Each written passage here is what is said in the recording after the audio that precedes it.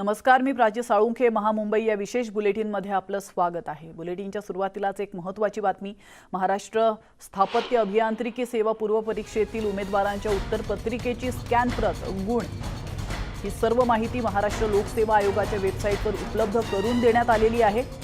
पारदर्शकता ठेवण्यासाठी आयोगाने हे महत्त्वाचं पाऊल उचलल्याचं कळतंय.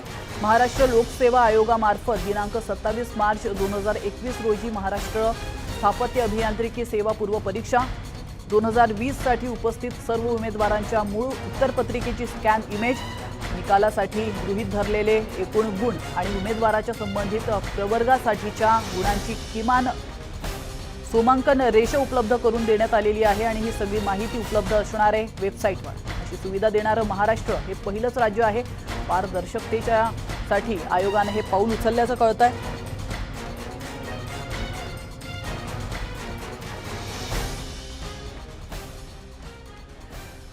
तर वळतो पुढच्या बातमीकडे.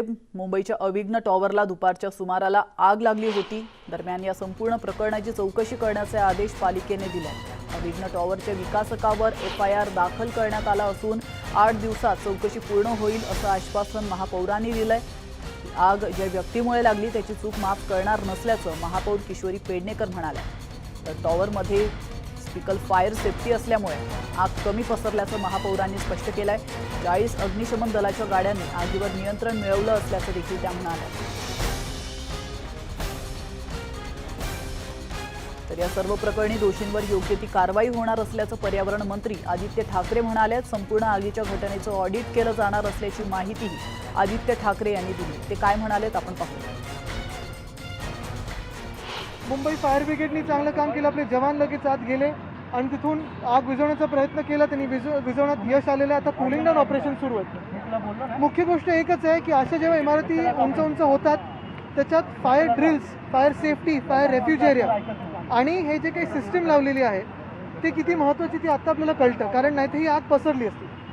तरी असो, पहिलं काही थोडं फायर ब्रिगेडचा रिपोर्ट आहे की जी फायर सिस्टीम बाकीची लागलेली बिल्डिंगमध्ये प्रेशर थोडं कमी होतं. तर ते कशामुळे होतं, काय होतं ह्याच्यात तर आपल्याला चौकशीत कळेलच. पण जसं मी सांगितलं की कुठेही नवीन इमारत होत असताना या काही गोष्टी लक्षात घेऊनच आपण तिकडे जाणं गरजेचं आहे. महापालिकेकडून FIR दाखल करण्यात आला आहे, त्यांच्यावर केलेला आहे आणि चौकशी पण आपण ती नेमू. त्या चौकशीला कालावधी पण दिलाय की कुठल्याही परिस्थितीत 8 दिवसात याचा रिप्लाय आला पाहिजे. कारण चौकशीचं नंतर काय होतं हे कळत नाही, म्हणून 8 दिवसात. अर्थातच मुख्यमंत्री यांनी सांगितलंय की कुठलीही चूक क्षम्य केली जाणार नाही. अभिनेत्री अनन्या पांडेची NCBच्या कार्यालयात दुसऱ्यांदा चौकशी करण्यात आली आहे. तब्बल 3.5 तास अनन्याची चौकशी आज करण्यात आली. NCBने तिला सोमवारी देखील या प्रकरणी चौकशीसाठी बोलावलेलं आहे. आर्यनबरोबर केलेल्या WhatsApp चॅटमुळे तिला चौकशीसाठी बोलावण्यात आलं होतं. 21 ऑक्टोबरलाही तिची 2 तास चौकशी करण्यात आली होती. तर आपण पाहतोय आजची महत्त्वाची अपडेट. अनन्या पांडेला पुन्हा एकदा आज चौकशीसाठी बोलवण्यात आलं होतं. काल देखील अनन्याला चौकशीला सामोरं जावं लागलं होतं आणि आता पुन्हा एकदा सोमवारी NCBने अनन्याला चौकशीसाठी बोलावलंय.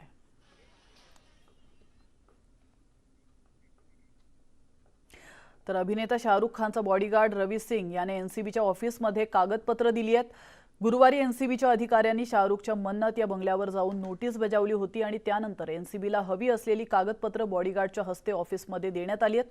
ड्रग्ज प्रकरणात शाहरुख खानचा मुलगा आर्यन हा सध्या तुरुंगात आहे. NCB कडून ड्रग्ज प्रकरणाचा तपास सुरू आहे आणि या तपासात अनेक नावं आता समोर येऊ लागली आहेत. त्यामुळे तपासाची व्याप्ती वाढत चालली आहे.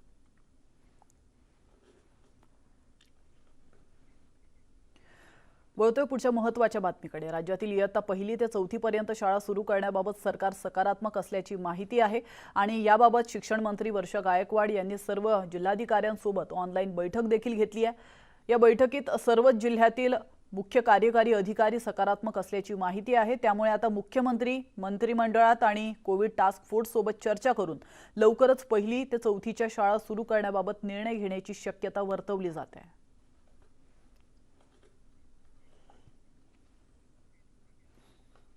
आगामी नवी मुंबई महानगरपालिकेत आपणच निवडून यावं यासाठी आता सर्वच पक्षाचे नगरसेवक महापालिकेला दिवाळखोरीच्या खाईत लोटतायत आणि त्यांना साथ देतायत त्यांचेच नेते। श्रीमंत महानगरपालिकेच्या यादीत मोडणाऱ्या नवी मुंबई महानगरपालिकेच्या नगरसेवकांची सुरू असलेल्या उधळपट्टीवरचा हा एक स्पेशल रिपोर्ट पाहूयात। हे आहे सीवूडमधलं महात्मा ज्योतिबा फुले उद्यान। चांगल्या आणि सुस्थितीत असलेल्या या उद्यानामध्ये 2 कोटी रुपये खर्चून सन गार्डन उभारलं जात आहे। मात्र याची सध्या तरी आवश्यकता नाही। तर याच सीवूडमध्ये डॉक्टर बाबासाहेब आंबेडकर हे दुसरं उद्यान आहे। अतिशय सुंदर आणि सुरेख असं हे उद्यान असताना देखील या उद्यानात 2 कोटी रुपये खर्चून मून गार्डन तयार करण्याचा घाट घातला जातोय। मात्र आयुक्तांनी मून गार्डनचा प्रस्ताव फेटाळल्याची माहिती आहे। कोरोना काळात आर्थिक संकट असताना पैशांची उधळपट्टी का असा सवाल आता नवी मुंबईकर विचारतायत। उदाहरण म्हणून आम्ही आपणास ही 2 उद्याने दाखवली। मात्र शहरातल्या बहुतांश प्रभागांमध्ये अशाच पद्धतीने कामकाज चालतं। चांगले फुटपाथ तोडून नव्याने बांधले जातात, तर चांगल्या रस्त्यांवर पुन्हा पुन्हा डांबरीकरणाचे मुलामे चढवले जातात। जर हे करण्यास अधिकाऱ्यांनी नकार दिला तर त्या अधिकाऱ्यांवरती आपल्या नेत्यांकडून दबाव आणला जातो। 7 वर्षांपूर्वी अनावश्यक कामं केल्यानं पालिका दिवाळखोरीच्या वाटेवर होती। ठेकेदारांना देण्यास पालिकेकडे पैसे नव्हते। याची जाणीव नगरसेवकांना असताना सुद्धा सध्या पालिकेच्या पैशांची उधळपट्टी सुरू असल्याचं दिसतंय। कारण काही दिवसांपूर्वीच पालिकेचा उद्यान घोटाळा समोर आलेला होता। असं असताना नगरसेवक आणि प्रशासनानं यातून काहीही धडा न घेता पैशांची उधळपट्टी सुरूच ठेवल्याचं दिसतंय। हे काम करत असताना आयुक्तांनी 1 ते 111 वॉर्डमध्ये लक्ष घालायला पाहिजे, हे माझं म्हणणं आहे। आम्ही मान्य करतो की 1-2 लोकप्रतिनिधी आमचे आहेत की त्या ठिकाणी दबाव, पण आमचा दबाव कमी पडतो जेवढा विरोधकांचा दबाव आहे तेवढा। बघा, आता तसं काय असेल तर आम्ही पालकमंत्र्यांच्या निदर्शनामध्ये आणून देऊ। नगरविकास मंत्र्यांच्या आम्ही निदर्शनामध्ये ही गोष्ट मी 100% आणून देणार की बाबा असं इकडे काही चुकीचं होतं आहे, आणि त्या बाबतीत पालकमंत्री शिंदे साहेबांकडे बांगर साहेबांशी चर्चा करून बांगर साहेबांशी चर्चा करायला लावणार। तर दुसरीकडे कोणत्या पक्षाला आणि नेत्याच्या दबावाला घाबरू नका। विकास कामं करत असताना पूर्णपणे मोकळीक मिळणार असा विश्वास उपमुख्यमंत्री अजित पवार यांनी नवी मुंबई पालिका आयुक्तांना दिलेला आहे। जे अभिजित बांगरांना ओळखतो, माझ्या माहितीप्रमाणे ते कुणाच्या दबावाला अजिबात घाबरणार नाही। असा दबाव कुणी आणण्याचं काही कारण नाही। माझं स्वतःचं म्हणणं आहे की आर्थिक शिस्त तिथं लागली पाहिजे। आर्थिक शिस्त लागतच उत्पन्न कसं वाढवता येईल, तिथं डेव्हलपमेंट कशी करता येईल, ह्या सगळ्या गोष्टी करायच्या असतात। शहरात झालेल्या सगळ्या कामांची हिस्ट्री ऑनलाईन आणि कामाच्या ठिकाणी फलकाद्वारे दिली जात नाही। तोपर्यंत जनतेच्या पैशांची उधळपट्टी अशीच सुरू राहणार।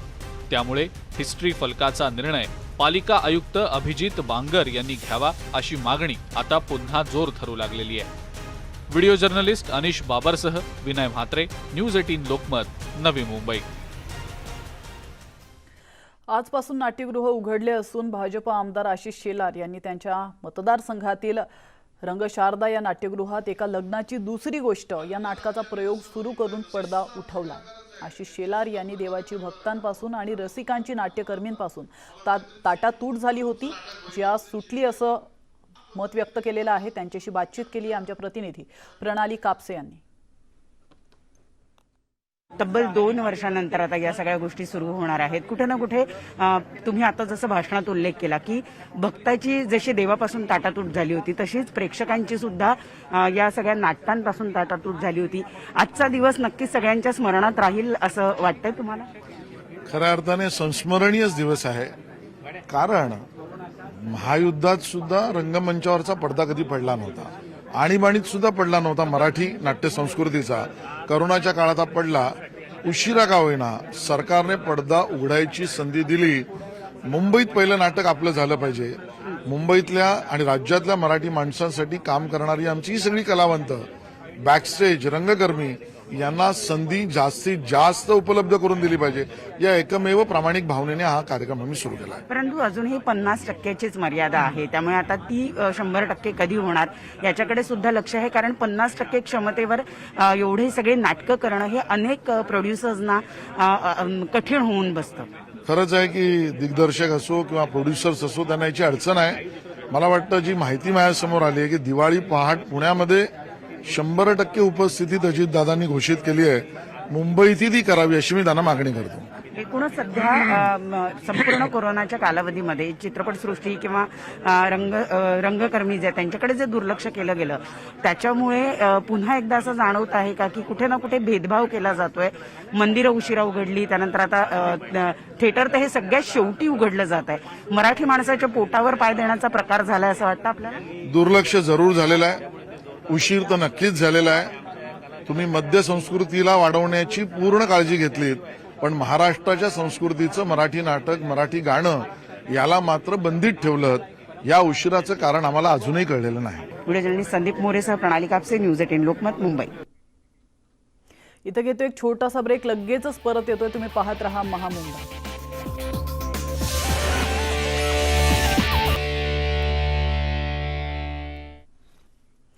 ब्रेकनंतर आपलं स्वागत आहे आणि आता बघूयात झेप पे आणि न्यूज 18 प्रस्तुत क्रिप्टो की समझ मध्ये आज काय नवीन आहे. यामिनी महामुंडकर आपल्याला याबद्दल अधिक सांगतात.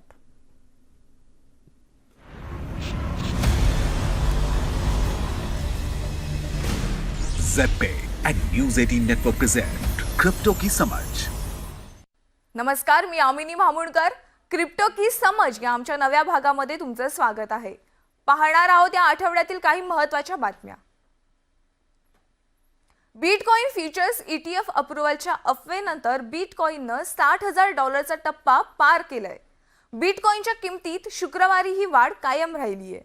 अपेक्षा आहे की सिक्युरिटीज अँड एक्सचेंज कमिशन लवकरच बिटकॉइन फ्युचर्स एक्सचेंज ट्रेडेड फंडला मंजुरी देईल.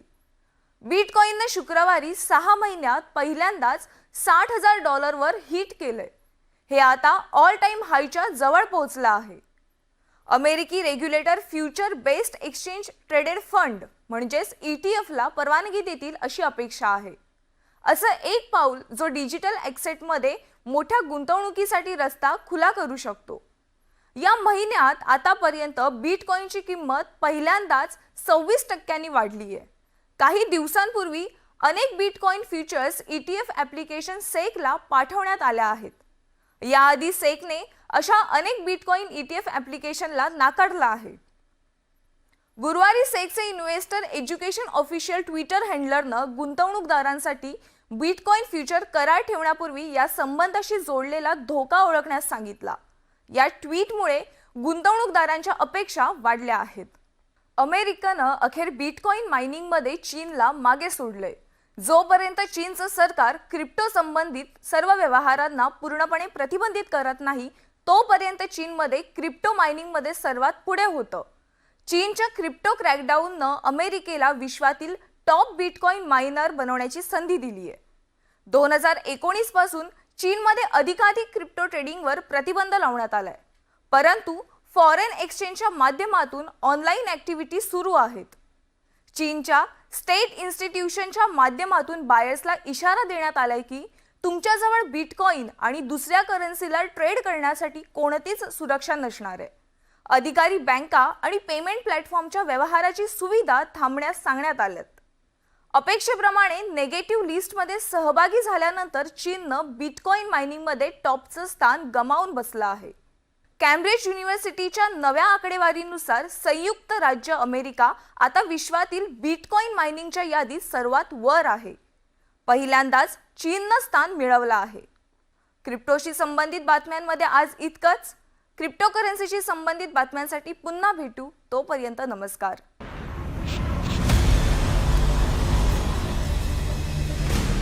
झेप पे and news 18 network present crypto की समझ. आणि आता वेळ झाली आहे न्यूज 18 लोकमतच्या आजच्या प्रश्नाच्या निकालाची. आम्ही कू ॲपवर मुंबईतील फेरीवाल्यांचं वेळोवेळी सर्वेक्षण करावं का हा प्रश्न विचारला होता. ज्यात 95% लोकांनी हो म्हणत सर्वेक्षण करावं असं म्हटलंय, तर 5% लोकांनी यावर नाही असं उत्तर देत वेळोवेळी सर्वेक्षणाची गरज नसल्याचं मत नोंदवलं.